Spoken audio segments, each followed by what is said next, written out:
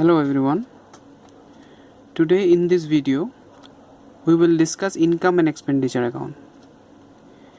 It is the first class of income and expenditure account. So चलिए start करते हैं.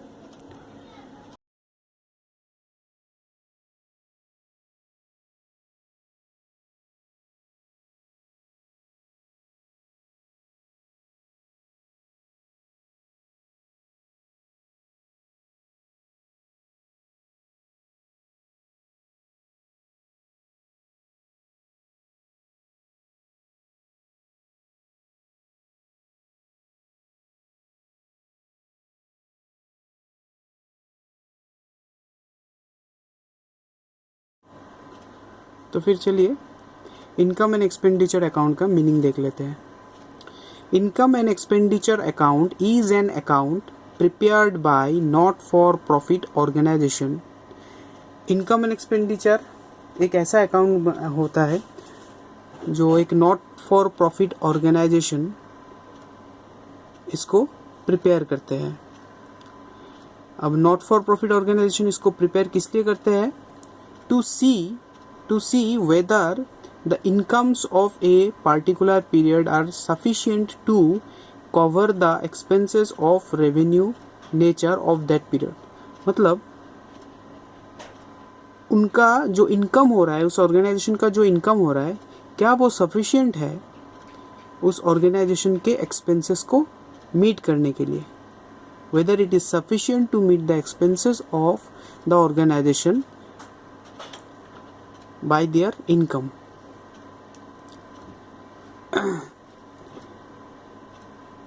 उसके बाद क्या लिखा जाता है देखिए, this account is prepared on accrual basis. इस अकाउंट को एक्रूअल बेसिस में बनाया जाता है. इसका मतलब क्या है? सपोज मैंने एक फाइनेंशियल ईयर पकड़ लिया कि 2019-20, मतलब उसको करंट फाइनेंशियल ईयर कंसिडर कर लिए है हम लोग. उस करंट फाइनेंशियल ईयर में मुझे क्या हुआ? सब्सक्रिप्शन रिसीव फॉर 2019-20 के लिए मुझे सब्सक्रिप्शन रिसीव हुआ. कितना रिसीव हुआ? 10,000 रिसीव हुआ. सब्सक्रिप्शन आउटस्टैंडिंग फॉर 2019-20 उसी करंट फाइनेंशियल ईयर के लिए ही अभी कुछ सब्सक्रिप्शन आउटस्टैंडिंग है, मतलब पड़ा हुआ है, रिसीव करना मुझे बाकी है, जो कि 2000 है. तो यहाँ पर हम लोग सिर्फ जो रिसीव हो गया, जैसे रिसीप्ट एंड पेमेंट में हम लोग जो ओनली रिसीव करते उसी को रिकॉर्ड करते थे, यहाँ पर ऐसा नहीं होगा. यहाँ पर जो 1920 का जो सब्सक्रिप्शन ऑलरेडी रिसीव हो गया, उसके साथ 1920 के लिए ही जो सब्सक्रिप्शन रिसीव करना अभी बाकी है, जो कि 2000, दोनों को मिला के 12,000 मुझे दिखाना है. इसी को एक्रूअल बेसिस कहा जाता है. ठीक है, नेक्स्ट लाइन देख लेते हैं.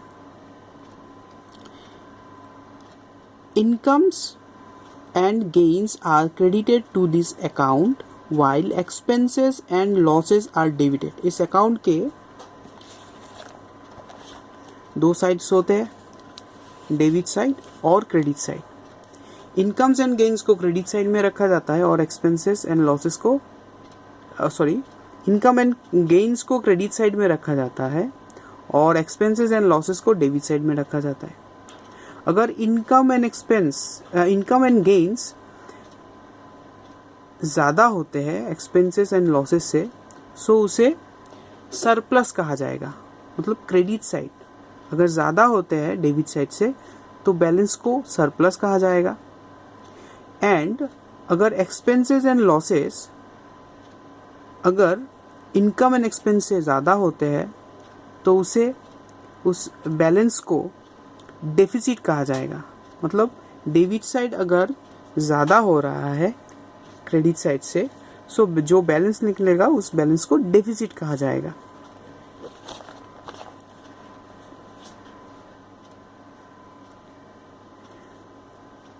If total of credit side is more than the total of debit side, it will be termed as surplus. And if total of debit side is more than the total of credit side, it will be termed as deficit. ठीक है. Surplus is added to the capital fund. Surplus और deficit दोनों को ही मुझे balance sheet में transfer करना है. अगर सरप्लस हो रहा है, सरप्लस को हम लोग कैपिटल फंड में जाके ऐड कर देंगे. ठीक है. Whereas deficit is deducted from capital fund. वही डेफिसिट अगर होता है, डेफिसिट को बैलेंस शीट में जाके कैपिटल फंड से माइनस कर देंगे. Surplus indicates profit, whereas deficit indicate loss. But income and expenditure जब बनाते हैं हम लोग प्रॉफिट वर्ड को यूज़ नहीं करते हैं, वहाँ सरप्लस वर्ड को यूज़ करते हैं, और लॉस के जगह हम लोग डेफिसिट वर्ड को यूज़ करते हैं.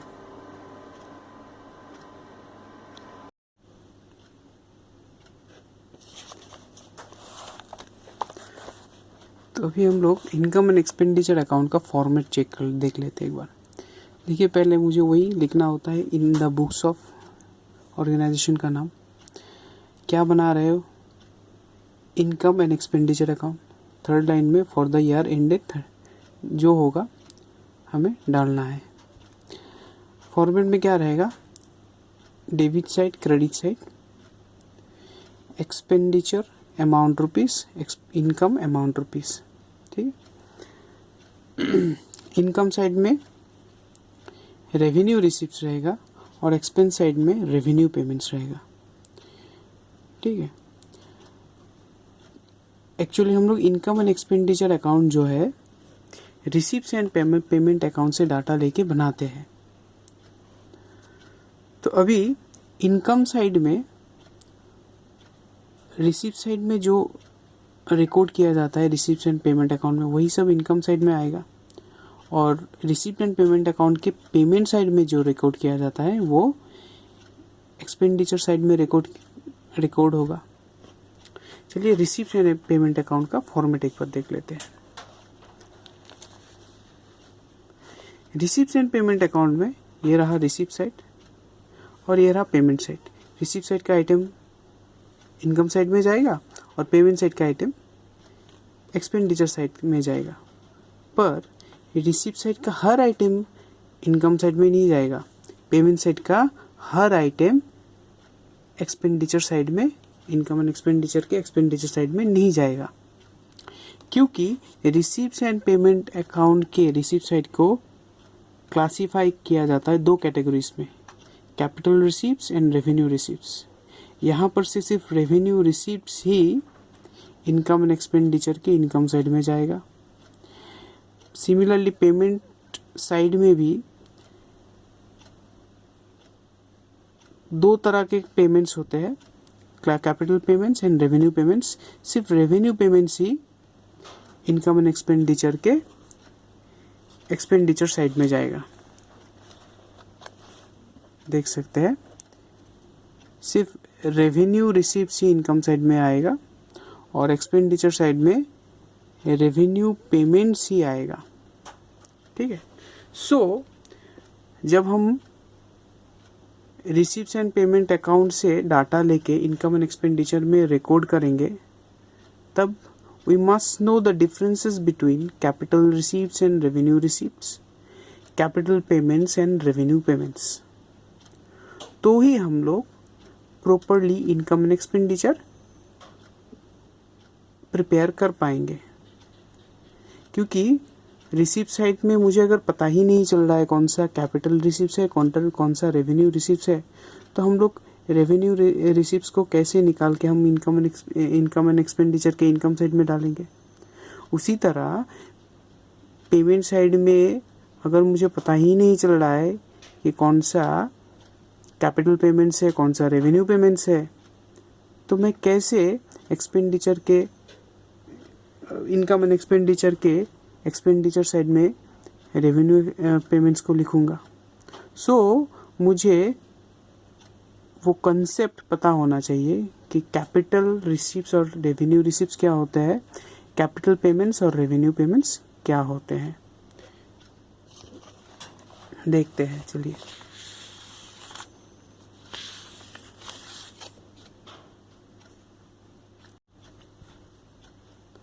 तो पहले देखते हैं मीनिंग ऑफ रिसिप्ट्स। रिसिप्ट्स का मतलब क्या है? Receipts means any amount collected in cash और by cheque by an entity. एक बिजनेस एंटिटी या कोई भी ऑर्गेनाइजेशन अगर कोई भी amount in the form of cash या चेक रिसीव करते हैं, उसी को रिसिप्ट्स कहा जाता है।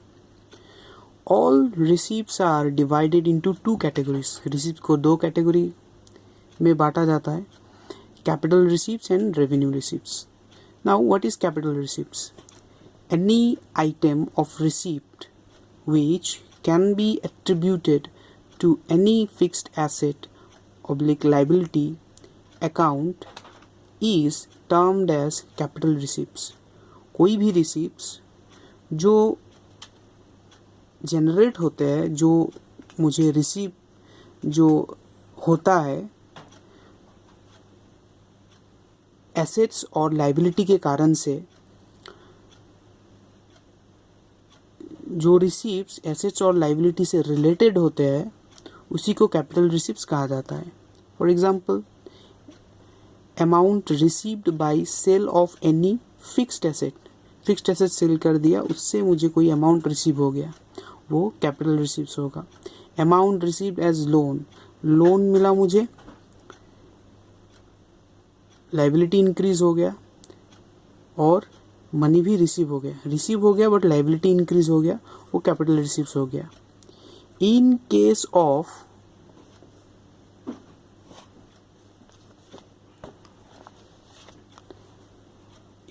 Case of not for profit organisations, receipts for a specific purpose like donation for building, donation for prize fund, life membership fees etcetera,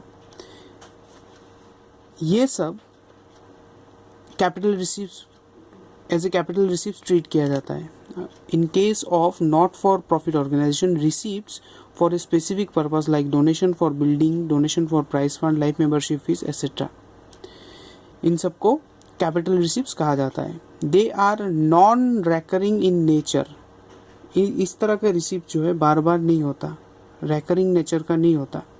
and indicate a liability और reduction in the value of asset. इस तरह के receipt से मेरा liability increase हो सकता है या तो एसेट्स का वैल्यू फॉर्म में कम सकता है, तो इन सब को कैपिटल रिसीप्ट कहा जाएगा। तो इसको मैं इन 3 पॉइंट्स में बांट दिया ताकि स्टूडेंट्स चीज़ों को इजीली रिकॉल कर सके, कैपिटल रिसिप्ट्स को इजीली माइंड में रख सके, याद रख सके।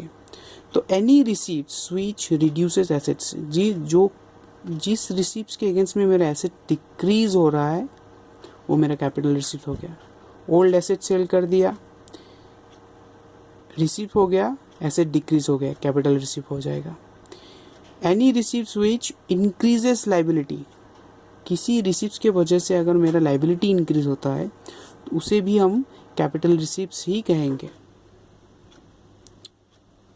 मैंने लोन लिया, पैसा रिसीव हुआ, लाइबिलिटी इंक्रीज हो गया, तो लाइबिलिटी इंक्रीज, रिसिप्ट के वजह से लाइबिलिटी इंक्रीज हो गया, तो मैं कैपिटल रिसिप्ट कहूँगा उसे।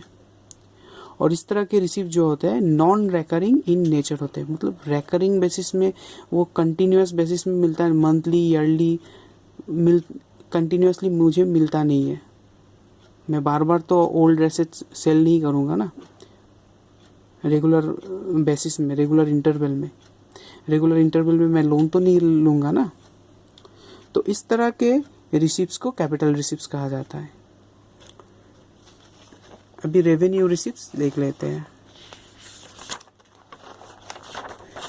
अगर कैपिटल रिसिप्ट्स आपको समझ में आ गया, सिंपली वो और कुछ याद रखना नहीं है, जो कैपिटल रिसिप्ट्स नहीं है उसी को हम लोग रेवेन्यू रिसिप्ट बोलेंगे। और मुझे कैपिटल रिसिप्ट में अगर निकाल रहा हूँ तो मुझे रेवेन्यू रिसिप्ट ऑटोमेटिकली मिल जाएगा। तो ये मैं सिर्फ नोट्स के पर्पस में मैंने लिख दिया है यहाँ पर। तो revenue receipts are the receipts which are received as an income by the organisation in carrying out the activities. Business organisation के जो एक्टिविटीज़ रन करते हैं, उस रन करने का कारण कुछ इनकम जनरेट कर होता है। वो एक्टिविटी, बिजनेस एक्टिविटी जो कैरी आउट होता है, उसकी वजह से कुछ इनकम जनरेट होते हैं, वही सब इनकम को ही रेवेन्यू रिसिप्ट्स कहा जाता है। For example subscription, general donation. General donation का मतलब क्या होता है? Donation without any specific purpose. जैसे नॉट फॉर प्रॉफिट ऑर्गेनाइजेशन का, उन लोगों का मेन इनकम सोर्स क्या होता है? सब्सक्रिप्शन और डोनेशन। तो सब्सक्रिप्शन इनकम हो गया, इनकम में ही लिखेंगे। बट डोनेशन का दो कैटेगरी होते हैं, specific donation, general donation. Specific donation अगर मतलब वो सब डोनेशन होते हैं जो कोई स्पेसिफिक पर्पस के अगेंस्ट में मुझे वो डोनेशन रिसीव हुआ, उस डोनेशन को मैं कैपिटल रिसीव बोल के ट्रीट करूँगा। वेर एज डोनेशन अगर विदाउट एनी स्पेसिफिक पर्पस मुझे रिसीव होता है, तो वो मेरा जनरल डोनेशन कहलाएगा और वो रेवेन्यू रिसीप्ट्स हो जाएगा। In other words, all receipts which are not capital receipts are treated as revenue receipts. अगर वो receipts जो capital receipts नहीं है, उसी को capital receipts नहीं है, उसी को revenue receipts कहा जाएगा। These are recurring in nature. Yes, income recurring basis में मिलता है मुझे always. Subscription members जो है recurring basis में देगा, monthly, quarterly दे सकता है, yearly दे सकता है, बंद नहीं होगा। And are receive during the normal course of activities.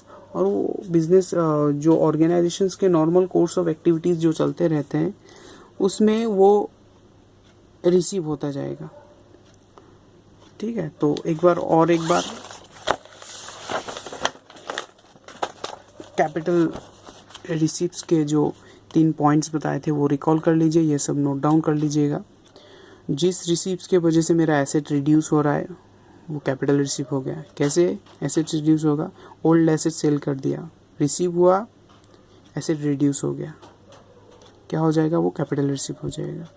जिस रिसीप्ट्स के वजह से मेरा लायबिलिटी इंक्रीज हो रहा है, वो कैपिटल रिसीव हो जाएगा। कैसे लायबिलिटी इंक्रीज होगा?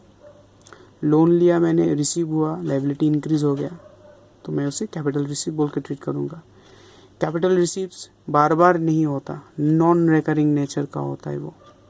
ठीक है, अभी मीनिंग ऑफ पेमेंट देख लेते हैं। Payment means any amount paid either in cash और बाय चेक। अगर मैं कोई भी पेमेंट करता हूँ in the form of cash और इन बाय चेक, तो वो पेमेंट कहलाएगा। All payments are divided into 2 categories. Receive के तरह ही पेमेंट को भी पेमेंट का भी there is 2 categories of payment. One is called capital payment, another is called revenue payment. Let's see the meaning of capital payments. Capital payments are those payments which result in the increase or acquisition of fixed asset. Capital payments वो payments होते हैं जिस payments के वजह से मेरा fixed asset increase होते हैं, या firm में, organization में increase asset, नए fixed assets को लाया जाता है। तो capital payments are those payments which result in the increase और acquisition of fixed asset. Fixed asset में अगर ख़रीदने जाऊंगा तो मुझे पेमेंट करना है, और तभी मुझे फिक्स्ड एसेट मिलेगा। ऑर्गेनाइजेशन में मेरा एसेट इंक्रीज हो जाएगा, तो एसेट इंक्रीज हुआ, इस तरफ से पेमेंट गया, तो इस तरह के पेमेंट को मैं कैपिटल पेमेंट कहूँगा। और डिक्रीज इन लायबिलिटी, मैंने कोई लोन लिया था, उस लोन का रीपेमेंट कर दिया, मेरा लायबिलिटी डिक्रीज हो गया पेमेंट के वजह से। पेमेंट कर दिया मतलब लायबिलिटी डिक्रीज हो गया, तो पेमेंट हुआ, लायबिलिटी डिक्रीज हो गया, तो वो कैपिटल पेमेंट हो जाएगा। This payments are non recurring in nature. ये भी कैपिटल पेमेंट्स भी रेकरिंग नेचर का नहीं होता है। Capital item normally recurring nature का नहीं होता है। कभी कभी ही होते हैं. That is such payments are not made every year. हर साल नहीं किया जाता है ऐसा payment. For example purchase of a building, furniture, payment of liability etcetera. ठीक है. उसी तरह कैपिटल पेमेंट को इजीली स्टूडेंट्स माइंड में रख पाए, इसीलिए इसका भी मैंने 3 पॉइंट्स बना दिया. Any payments which increases assets. जिस पेमेंट की वजह से मेरा एसेट इंक्रीज हो रहा है. कैसे एसेट इंक्रीज होगा? मैंने बिल्डिंग खरीदा, फर्नीचर खरीदा, एसेट इंक्रीज हुआ, पेमेंट करना पड़ा, तो उस पेमेंट को मैं कैपिटल पेमेंट्स कहूँगा. एनी पेमेंट्स विच डिक्रीजेस लाइबिलिटी.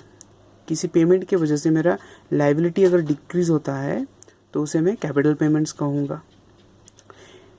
लाइबिलिटी कैसे डिक्रीज होगा?